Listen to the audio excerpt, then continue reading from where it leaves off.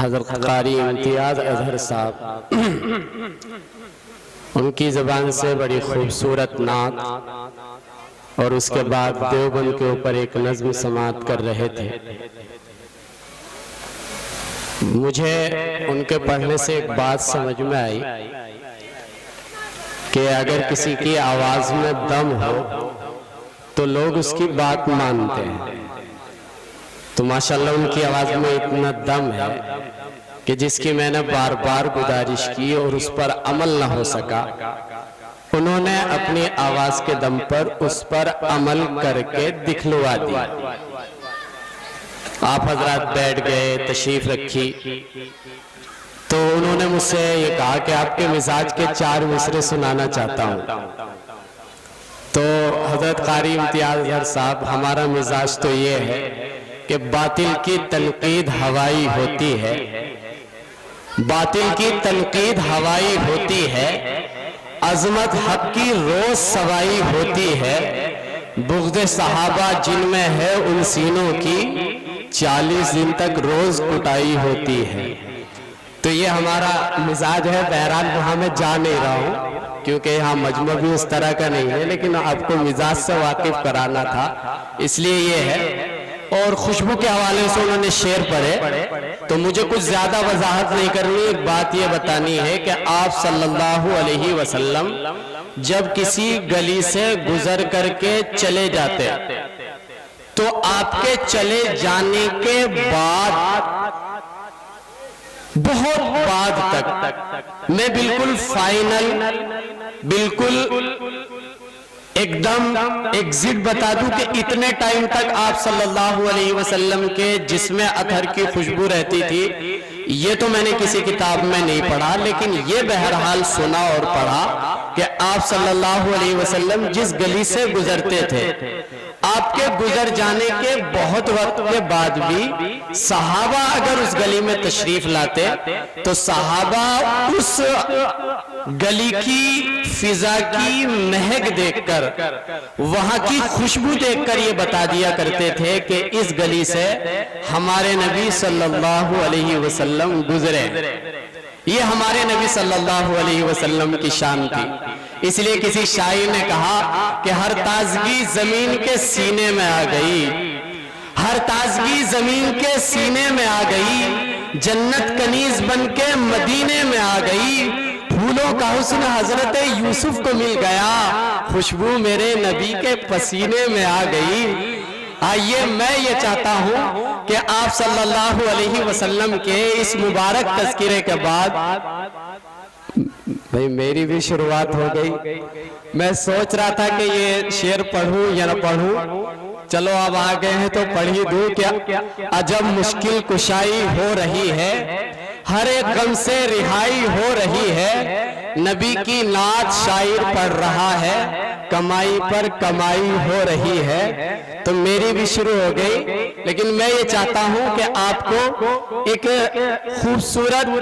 تقریر کی طرف لے چلوں، خطابت کی طرف لے چلوں، جس طرح آپ نے ایک دمدار آواز کے بعد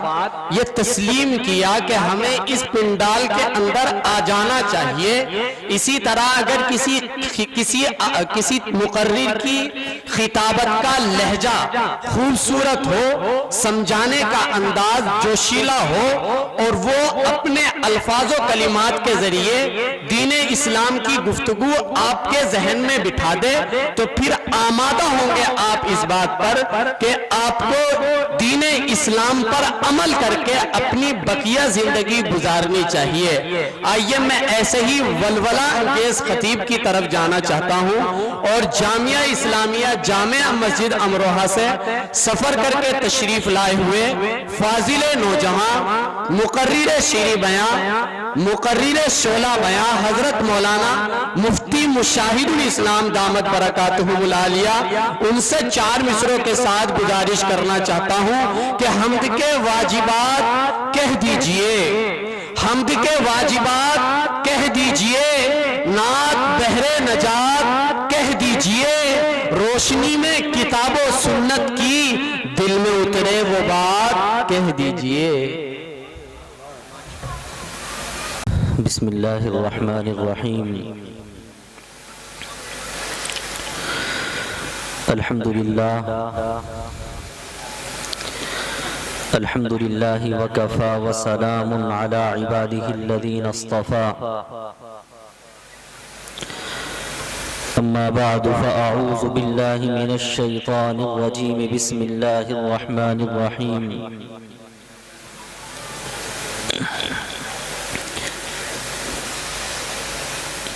وأنفقوا في سبيل الله ولا تلقوا بأيديكم إلى التهلكة وأحسنوا إن الله يحب المحسنين. وقال تعالى واذكروا إذ أنتم قليل مستضعفون في الأرض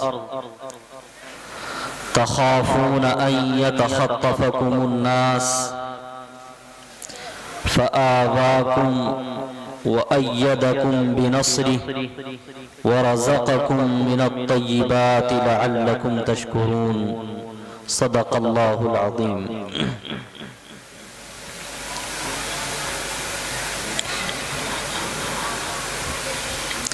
اسٹیج پر موجود علماء کرام اور جلسہ گاہ میں موجود نوجوانوں اور بزرگوں،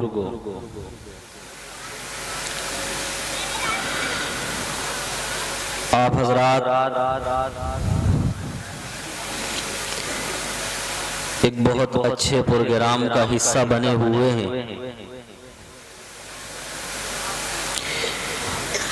پروگرام ویسے تو کئی طرح کے ہوتے ہیں، لیکن بالعموم دو طرح کے پروگرام ہماری نگاہوں کے سامنے ہیں۔ جو پروگرام دین کے نام پر منعقد ہوں تو بالعموم وہ دو طرح کے پروگرام ہوتے ہیں۔ ایک تو وہ ہوتا ہے کہ جس کا مقصد معاشرے کی اصلاح اور ایک معاشرے کو دین کا سادے انداز میں پیغام دینا ہے،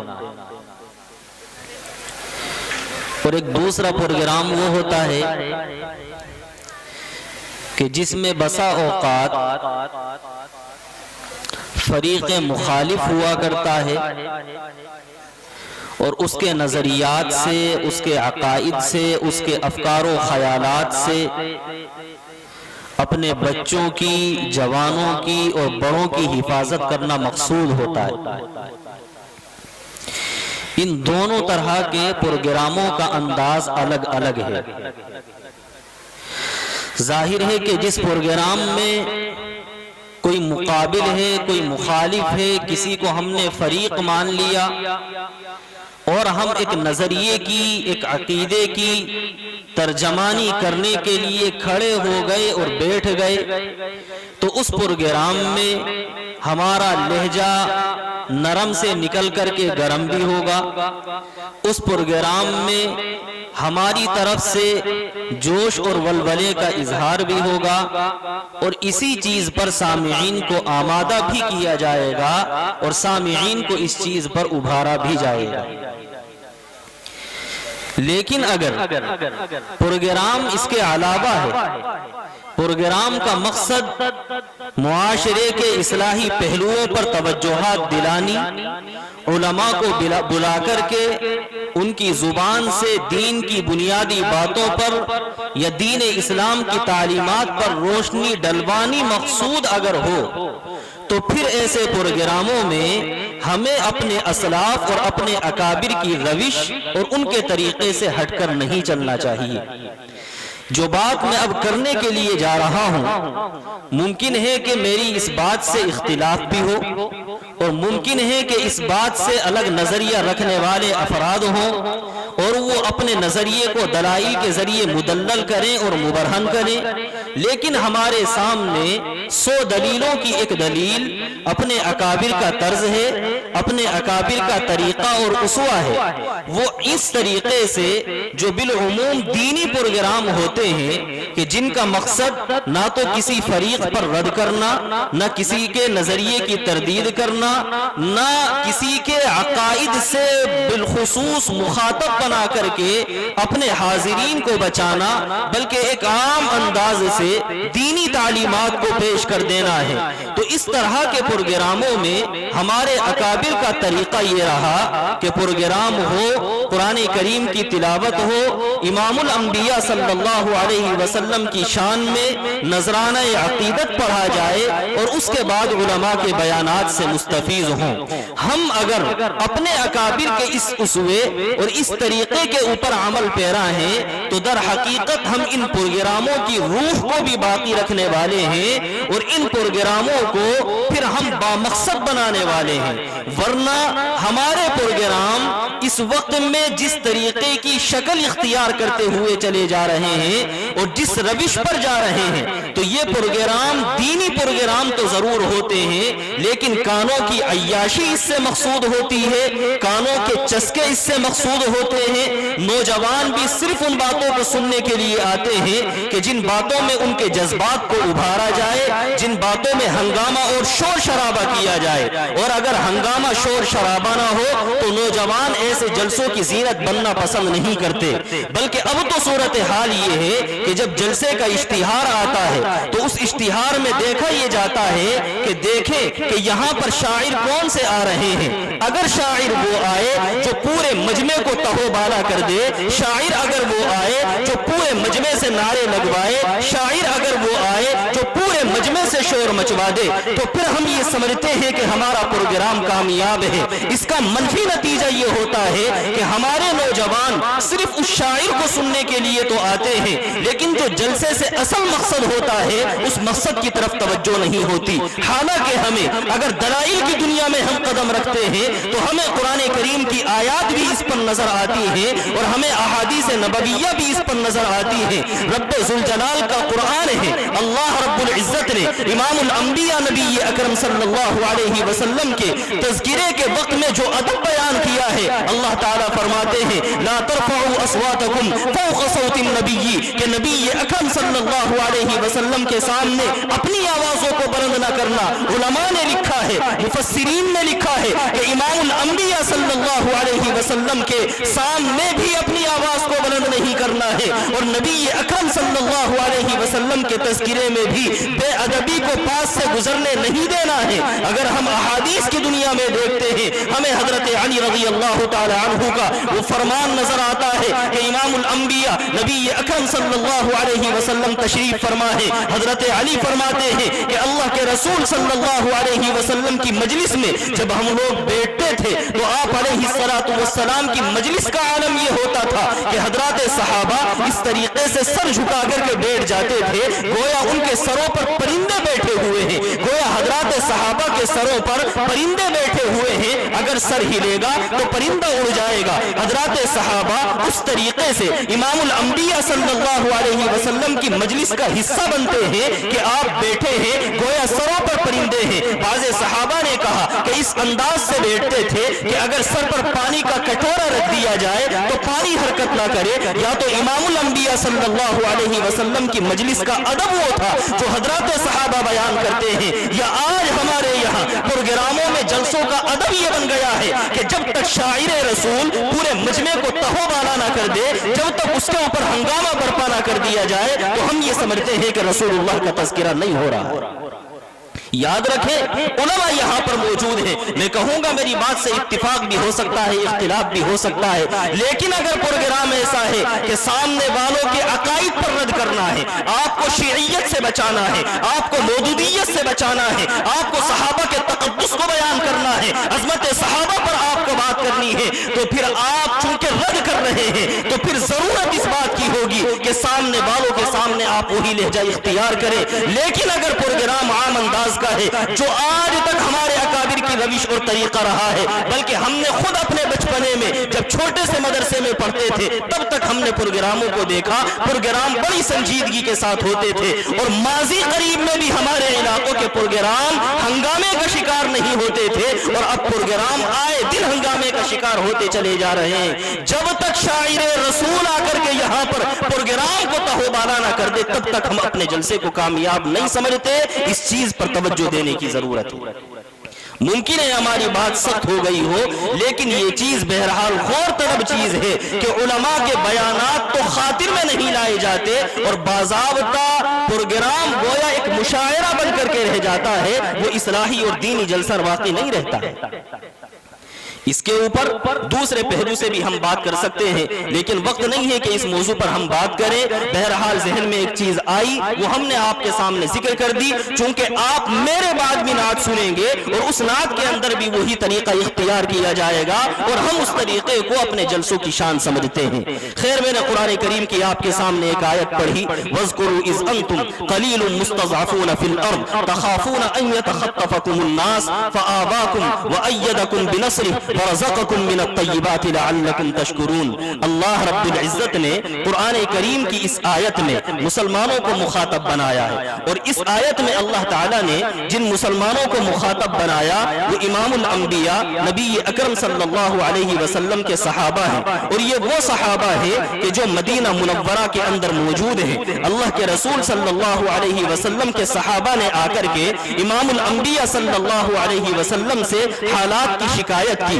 تو اللہ رب العزت نے ان صحابہ کو مخاطب بنایا اور مخاطب بنانے کے بعد کہا وَاذْكُرُوا إِذْ أَنْتُمْ قَلِيلٌ. تو تم اس وقت کو یاد کرو کہ جب تم بہت تھوڑے سے تھے، جب تمہاری تعداد بہت کم تھی. یہ زمانہ وہ ہے کہ جو مسلمان مکہ المکرمہ میں موجود ہیں اور مکہ المکرمہ میں مسلمان بہت تھوڑی سی تعداد میں موجود تھے. قرآن کریم اس کو بیان کرتا ہے قلیل، کہ تم تھوڑے سے تھے. مستضعفون فی الارض، زمین کے اندر تم کو کمزور سمجھا جاتا تھا. اور کمزور کیسے سمجھا جاتا تھا؟ تخافون ان یتخطفکم الناس، کہ تمہیں اس بات کا ڈر لگا رہتا تھا کہ کہیں ایسا نہ ہو کہ لوگ تمہیں اچک کر لے جائیں. یہاں پر قرآن کریم نے لفظ تخطف استعمال کیا ہے. علماء بخوبی جانتے ہیں کہ تخطف کے معنی اچک لینے کے آتے ہیں. اگر کسی آدمی کے پاس 10 کلو آم ہو تو ان آموں کو اگر کوئی چھین کر کے لے جائے تو ان آموں کو چھین کر لے جانا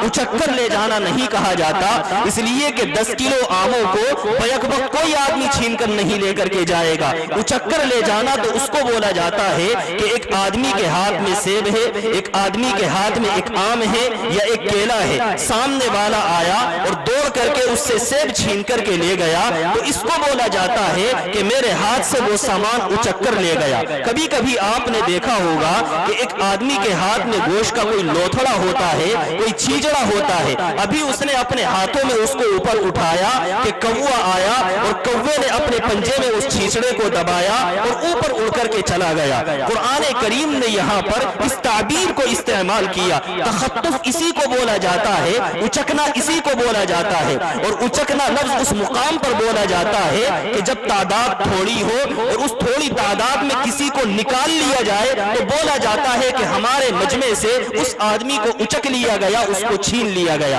اب آپ قرآن کریم کی آیت کو سنیے. قرآن کریم کہتا ہے وَاذْكُرُوا إِذْ أَنْتُمْ قَلِيلٌ مُسْتَضْعَفُونَ فِي الْأَرْضِ، کہ تم مکہ المکرمہ کی اس زندگی کو یاد کرو کہ جب تم مکہ المکرمہ میں تھوڑے سے تھے، زمین میں کمزور سمجھے جاتے تھے اور ایسے کمزور سمجھے جاتے تھے کہ سر جھپانے کے لیے تمہارے پاس چھت نہیں تھی، بدن ڈھانپنے کے لیے تمہارے پاس کپڑے نہیں تھے، پیٹ بھرنے کے لیے تمہارے پاس روٹی کا انتظام نہیں تھا. عبادت اگر صحابہ کرنا چاہتے تھے تو ایک خفیہ مقام پر جا کر کے ان کو عبادت کرنی ہوتی تھی. دین کی بات اگر وہ سننا چاہتے تھے تو اذن عام کے ساتھ، عام اجازت کے ساتھ وہ دین کی بات بھی نہیں سن سکتے تھے. بلکہ صورتحال تو یہاں تک پہنچ چکی تھی کہ حرم مکی میں، خانہ کعبہ میں اگر حضرات صحابہ رضوان اللہ تعالی علیہم اجمعین جاتے تو انہیں خانہ کعبہ کے اندر بھی آرام نہ ملتا تھا. کفار صحابہ کو وہاں پر بھی پریشان کرتے تھے. اور صحابہ تو بہت دور کی بات ہے، صحابہ کے سروں کے تاج امام الانبیاء نبی اکرم صلی اللہ علیہ وسلم خانہ کعبہ میں اگر عبادت کرنا چاہتے تو آپ علیہ الصلوۃ والسلام کو اس مقام پر بھی پریشان کیا جاتا تھا. جو جگہ دارالامن بنی ہوئی تھی اس دارالامن کے اندر بھی، اس امن کی جگہ میں بھی حضرات صحابہ کو سکون نہیں ملتا ملتا تھا، قرآن کریم اس کو کہتا ہے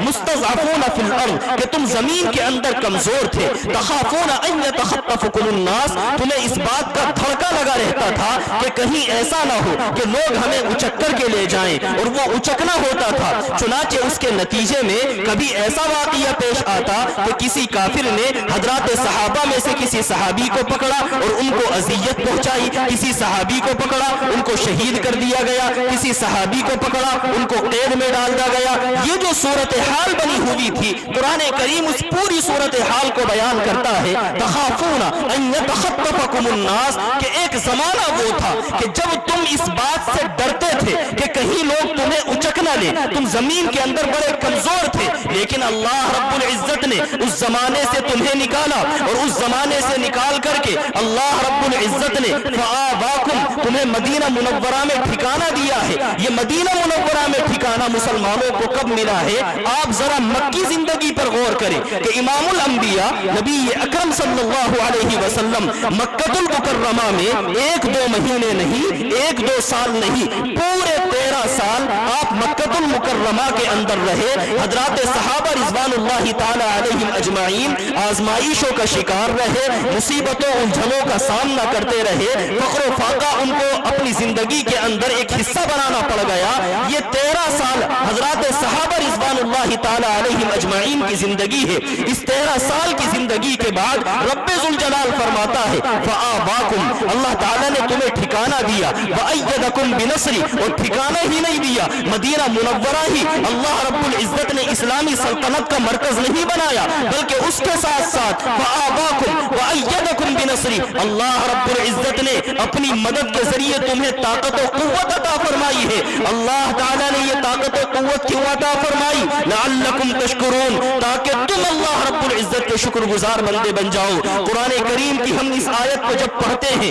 تو ہمیں معلوم ہوتا ہے کہ مسلمانوں کا ایک زمانہ وہ تھا جو زمانہ زوال کا تھا، پھر رب ذوالجلال نے مسلمانوں کو ٹھکانہ دیا تو پھر مسلمانوں کا عروج کا زمانہ بھی بنا ہے، مسلمانوں کے زوال کا زمانہ بھی، مسلمانوں کی کمزوری کا زمانہ بھی، یہ مسلمانوں کے غیر مقبول ہونے کی دلیل نہیں تھی، بلکہ جو زوال کا زمانہ تھا، جو مسلمانوں کی پریشانی کا زمانہ تھا، در حقیقت وہ ابتلا اور آزمائش کا زمانہ تھا جو اللہ رب العزت کی طرف سے حضرات صحابہ کے اوپر لادی گئی تھی۔ اللہ رب العزت نے امام الانبیاء نبی اکرم صلی اللہ علیہ وسلم کو آزمائش اور امتحان میں مبتلا کیا تھا، اور اس آزمائش اور امتحان سے نکلنے والے مسلمانوں کو رب ذوالجلال نے مدینہ منورہ میں ٹھکانہ بھی دیا ہے، اور مدینہ منورہ کو اسلامی مرکز بھی بنایا ہے، اور پھر اللہ رب العزت نے مدینہ منورہ سے اس پھیلنے والی آواز کو روم اور ایران کے اندر بھی پہنچایا ہے، اور دنیا کی وہ تمام کی تمام طاقتیں جو مذہب اسلام کے مقابل سینہ تانے ہوئے کھڑی تھی، رب ذوالجلال نے ان تمام کے تمام مذاہب پر مذہب اسلام کا غلبہ کر کے بتا دیا کہ اللہ رب العزت ذلت سے عروج کی طرف اور پستی سے بلندی کی طرف لے جانے پر ہر زمانے میں قادر ہے۔ یہ قرآن کریم کی ایک آیت ہمیں اس زمانے کی تفسیر کو ہمارے سامنے اس کا دروازہ کھولتی ہے۔ اب ہم قرآن کریم کی اس آیت کو جب اپنے زمانے کے اوپر منطبق کرتے ہیں تو ہمیں معلوم ہوتا ہے کہ قرآن کریم ہر زمانے میں اس کا انداز اور اس کا جو نہج ہوا کرتا ہے وہ در حقیقت زمانے کی عکاسی ہوتی ہے۔ میں نے قرآن کریم کی ایک دوسری آیت بھی آپ کے سامنے پڑھی ہے، وَأَنفِقُوا فِي سَبِيلِ اللَّهِ وَلَا تُلْقُوا بِأَيْدِيكُمْ إِلَى التَّهْلُكَةِ، اس آیت کے اندر بھی علامہ آلوسی علیہ الرحمہ نے وہی بات بیان فرمائی ہے جو بات اس آیت میں ذکر کی گئی جو وَاذْكُرُوا إِذْ أَنْتُمْ قَلِيلٌ مُسْتَضْعَفُونَ فِي الْأَرْضِ میں تھی۔ آپ ذرا دونوں آیتوں کی روشنی میں بات کو سمجھنے کی کوشش کریں۔ قرآن کریم میں یہ جو آیت آئی ہے وَأَنفِقُوا فِي سَبِيلِ اللَّهِ وَلَا تُلْقُوا بِأَيْدِيكُمْ إِلَى التَّهْلُكَةِ، اس آیت کی تفسیر میں علامہ آلوسی علیہ الرحمہ روح المعانی میں ایک واقعہ بیان کرتے ہیں۔ واقعہ یہ ہے کہ حضرات صحابہ رضوان اللہ تعالی علیہم اجمعین کا زمانہ ہے،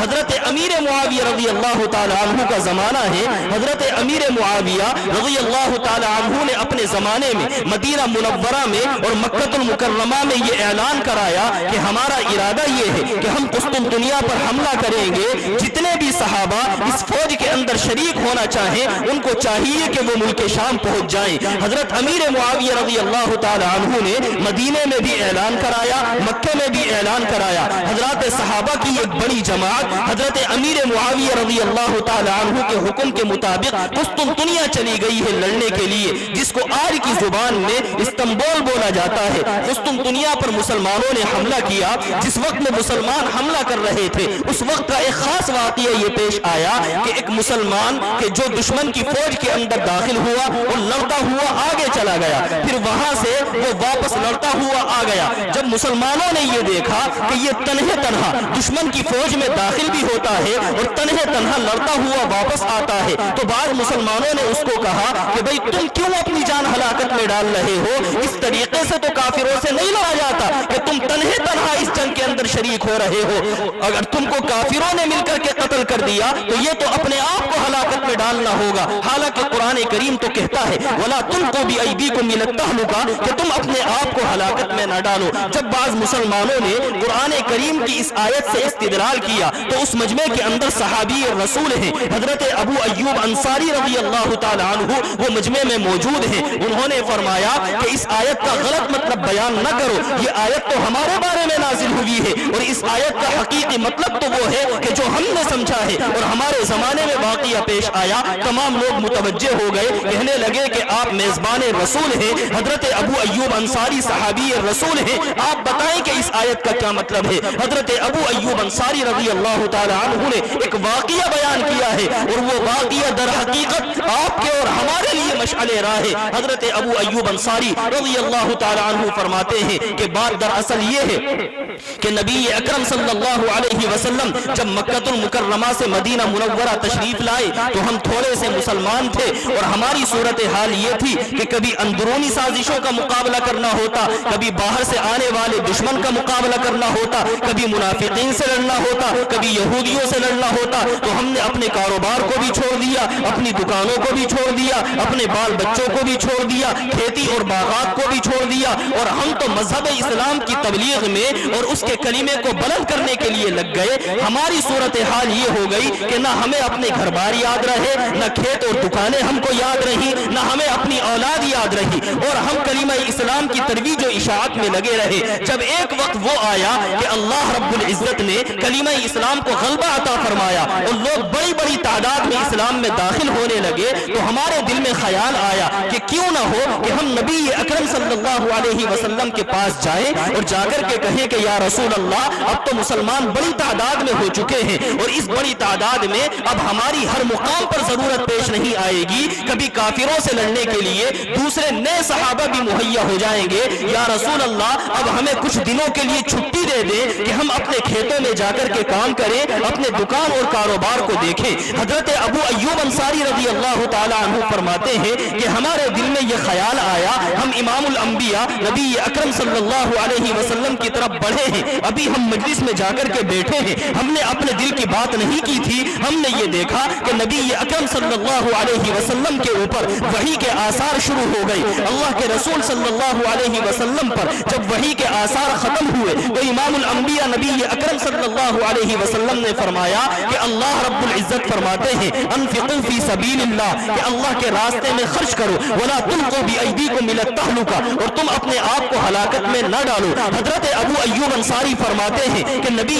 अकरम सल्लल्लाहु अलैहि वसल्लम ने जैसे ही ये जुमला इरशाद फरमाया तो ये गोया हमारे ऊपर एक कोड़े की तरह और हमारे ऊपर एक दुर्रे की मानिंद ये आयत साबित हुई कि हम इस कश्मकश में मुब्तला हो गए कि अभी तो हमने दीन इस्लाम से मुकम्मल तौर पर छुट्टी लेने का इरादा भी नहीं किया था, हम तो वक्ती तौर पर छुट्टी लेना चाहते थे, हम तो वक्ती तौर पर अपने कारोबार में लगना चाहते थे, हम तो वक्ती तौर पर अपनी दुकान और बागात की तरफ तवज्जो देना चाहते थे। लेकिन अल्लाह ताला फरमाते हैं कि अगर तुम दीन इस्लाम की बुनियादी तालीमात से और तरवीज और इशाअत से वक्ती तौर पर भी छुट्टी چھٹی لینا چاہو گے تو در حقیقت یہ اپنے آپ کو ہلاکت میں ڈالنا ہے۔ گویا اللہ رب العزت اس آیت کے اندر کہنا چاہتے ہیں کہ اگر کوئی آدمی اب دین اسلام کی تعلیمات کے اوپر اپنے کاروبار کو ترجیح دینا چاہتا ہے تو اللہ تعالیٰ فرماتے ہیں کہ یہ در حقیقت اپنے آپ کو ہلاکت میں ڈالنا ہے۔ اور اپنے آپ کو ہلاکت میں ڈالنا کیسا کہ یہ ہم نے اپنی روحانیت کو ہلاکت میں ڈال دیا،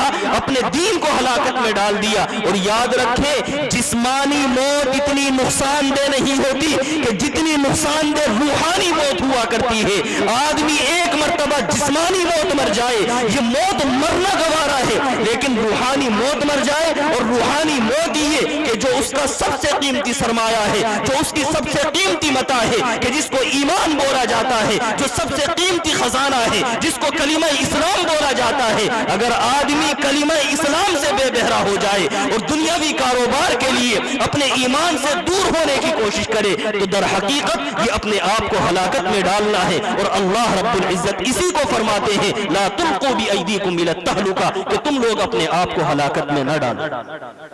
آپ اس چیز پر غور کریں کہ حضرات صحابہ رضوان اللہ تعالی علیہم اجمعین مکمل طور پر چھٹی نہیں لینا چاہتے تھے، اور حضرات صحابہ سے یہ تصور بھی نہیں کیا جا سکتا کہ وہ مکمل طور پر چھٹی لینے والے ہوں۔ حضرات صحابہ تو مختصر وقت کی چھٹی لینا رسول اللہ صلی اللہ علیہ وسلم سے چاہتے تھے، لیکن اللہ رب العزت نے اس کو بھی گوارا نہیں کیا۔ اب آپ اور ہم اپنی عملی زندگی کے اوپر غور کریں کہ ہم جو چھٹی لینا چاہتے ہیں ہم نے وقتی طور پر چھٹی کی درخواست نہیں دی ہے، بلکہ در حقیقت ہم تو دین اسلام سے مستقل چھٹی پر نکلے ہوئے ہیں اور تعلیمات اسلام سے مستقل چھٹی پر ہیں۔ وہ اللہ جو وقتی طور پر چھٹی کو بھی ہلاکت سے تعبیر کرتا ہے، اگر کوئی قوم ایسی ہو جو مستقل چھٹی پر گئی ہوئی ہو، دین اسلام کی تعلیمات سے بے بہرا ہو، دین اسلام کی تعلیمات سے برگشتہ ہو، تو در حقیقت اس قوم نے تو اپنے آپ کو ہلاکت میں ڈال دیا ہے۔ اور قوم اگر ہلاکت سے اپنے آپ کو نکالنا چاہتی ہے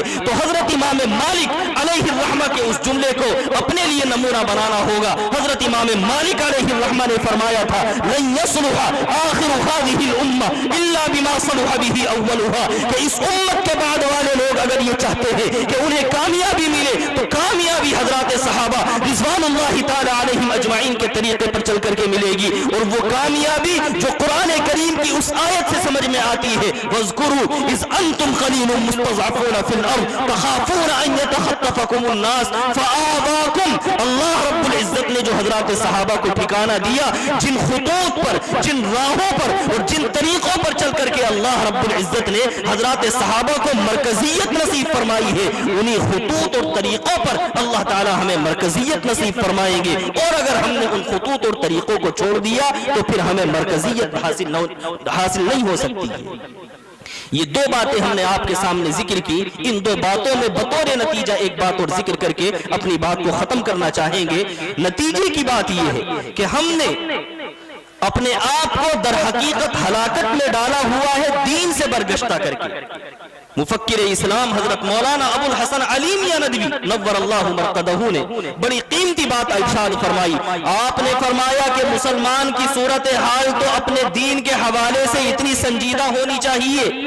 کہ اگر کبھی خواب کے اندر وہ اس بات کو دیکھ لے کہ میرا بچہ لفظ سیرت نہیں جانتا، میرا بچہ لفظ میلاد نہیں جانتا بلکہ وہ کتھا جانتا ہے، میرا بچہ انتقال نہیں جانتا بلکہ دیہات جانتا ہے، میرا بچہ تبرک نہیں جانتا بلکہ پرشاد جانتا ہے، میرا بچہ بخاری مسلم نہیں جانتا بلکہ گیتا جانتا ہے، تو پھر سمجھ لینا چاہیے کہ آپ اپنے بچے کے دین کی طرف سے غافل ہیں۔ اور اگر اس طریقے کا آدمی کوئی خواب دیکھے، خواب میں حقیقتوں کو نہیں دیکھا جاتا، کبھی کبھی آدمی خواب میں حقیقت کو دیکھتا ہے ورنہ خواب میں تو خیالات اور تصورات کو دیکھا جاتا ہے، اور کبھی جھوٹی بات بھی خواب ہوا کرتی ہے۔ حضرت مولانا فرماتے ہیں کہ محبت کا تقاضا یہ ہے کہ اگر اپنے بچے کے بارے میں خواب میں اس طرح کی کوئی چیز کوئی بندہ دیکھ لے تو اس کو چاہیے کہ پریشان ہو جائے، مضطرب ہو جائے، اپنے بستر سے اچھل جائے، لوگ پوچھے کیا ہوا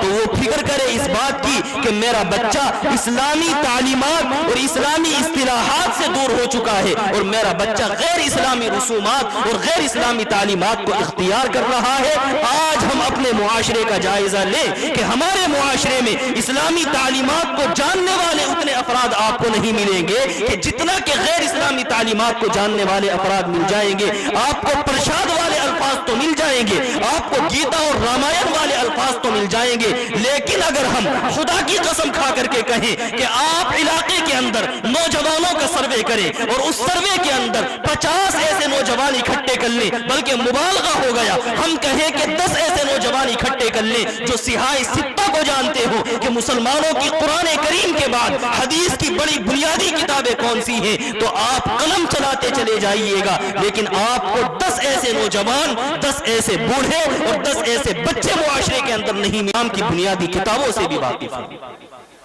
جس قوم کی صورتحال یہ ہو کہ وہ اپنے قرآن سے اور اپنی احادیث کی بنیادی تعلیمات سے ناواقف ہو, تو اس قوم کے مستقبل کے روشن اور تابناک ہونے کے خواب کو دیکھا جائے اور اس کا تصور کیا جائے تو یہ محض ایک خواب ہے جو شرمندہ تعبیر نہیں ہونے والا. اس کے لیے ضروری ہے کہ ہمیں اپنی عملی زندگیوں کے اندر انقلاب اور تبدیلی لانے کی کوشش کرنی ہے. دیکھیے پروگرام ہوتے ہیں اور مختلف علاقوں میں پروگرام ہوتے ہیں, کبھی کبھی ایسا ہوتا ہے کہ کچھ جلسے سالانہ ہوتے ہیں, کچھ جلسے وہ ہوتے ہیں کہ جو کئی سالوں میں منعقد کیے جاتے ہیں. علاقے والوں کے تخیلات ہوتے ہیں, ان کے جذبات ہوتے ہیں, خواہشات ہوتے ہیں, لیکن ان تمام کی تمام چیزوں کو ہم شرعی حدود کے اور شرعی دائرے میں رہ کر کے کریں تو یہ ہماری کامیابی کی ضمانت ہے. ہم جس وقت یہاں پر حاضر ہوئے تو ہم نے دیکھا کہ مدرسے کے باہر نوجوان لڑکیاں بھی کھڑی ہوئی ہیں, عورتیں بھی گھوم رہی ہیں. یہ چیزیں وہ بنیادی چیزیں ہیں کہ جن چیزوں کو سمجھانے کی ضرورت نہیں ہے. آپ بتائیں, اس کرسی پر بیٹھ کر کے یہ بتایا جائے گا آپ سے کہ آپ اپنی نوجوان بیٹیوں کا پردہ کرائیں, آپ اپنی بہوؤں کا پردہ کرائیں. اس کرسی پر بیٹھ کر کے اگر مسلمانوں کو اس چیز کو بھی سمجھانے کی ضرورت پیش آ جائے تو در حقیقت اس کرسی کی عزت کا جنازہ نکالا جا رہا ہے. یہ چیزیں وہ ہیں جو ہم اپنی آنکھوں سے دیکھ رہے ہیں. ان چیزوں کے اندر تو کم از کم ہم کو سنجیدہ ہونا چاہیے. ہماری گفتگو کا تو بنیادی عنوان ایمانیات تھا. ہم ایمانیات پر توجہ دینا چاہتے ہیں, ایمانیات ہی پر گفتگو کرنا چاہتے ہیں. عملی زندگی مقصود ہے اور یقیناً مقصود ہے, لیکن یاد رکھیں کہ اگر ہم نے اپنے بچے کی روحانیت کا جنازہ نکال دیا, اگر ہمیں اپنے بچے کی دین کی فکر نہیں ہوئی, اس کے ایمان کی فکر نہیں ہوئی, لاکھ نمازیں پڑھتے رہیں, لاکھ زکات دیتے رہیں اور لاکھ آپ حج کرتے رہیں, یہ در حقیقت یہ بچے آپ کے لیے دنیا میں بھی مصیبت کا سامان بنیں گے اور آخرت میں بھی مصیبت کا سامان بنیں گے. رب ذوالجلال نے قرآن کریم میں کہہ دیا, ربنا انا اطعنا سادتنا وکبراءنا فاضلونا السبیل. الہ العالمین, یہ ہمارے جو بڑے تھے انہوں نے دنیا میں رہ کر کے ہمیں دین نہیں سکھایا, نتیجتاً ہم گمراہ ہو گئے. الہ العالمین, اگر تو ہمیں عذاب میں ڈال رہا ہے تو ہمیں تو عذاب دینا ہی دینا, لیکن ان لوگوں کو ڈبل عذاب میں مبتلا کر دینا. یہ ان بچوں کا کہنا ہوگا کہ جن کو ان کے والدین نے ایمانیات سے اور دین سے دور رکھا ہو. اللہ تعالیٰ مجھے بھی اور آپ کو بھی کہنے سننے سے زیادہ باتوں کو سمجھنے کی توفیق مرحمت فرمائے. وآخر دعوانا الحمدللہ رب العالمین.